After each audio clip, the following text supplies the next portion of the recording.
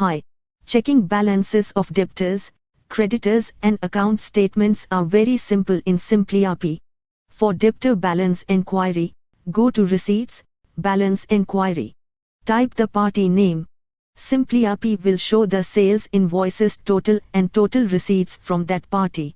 Also this will show only few months details and previous totals are summarized. Also there is link for full list of receipts.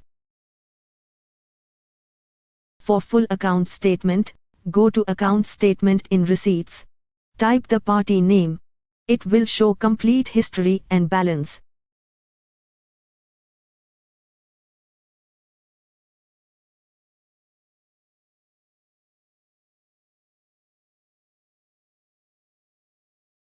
For creditors balance enquiry, go to Payments, Balance Pending Payable. Type the party name. Pending amount is shown with few months GRN and few months payments, previous total summarized too.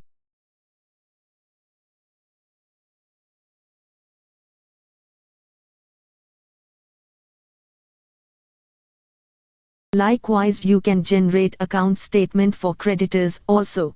Account statement feature is common for debtors and creditors.